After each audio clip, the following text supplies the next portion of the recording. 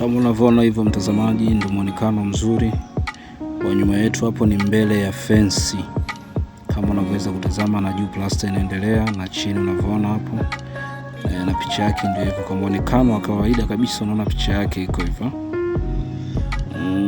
Ujenzi bora, unaweza kuona hiyo ni baadhi ya sehemu, ni ngazi zake hiyo, unaweza kuitazama ilivyo. Na hapa mbele pia ni kama hiyo hapo haijasafishika. Unaweza kuitazama mtazamaji, hapo haijasafishika. Hapo unaweza kuiona imefungwa tu beam zake hizo za kimkanda cha silabu. Hapa imesafishika kama unaweza kutazama mtazamaji wetu.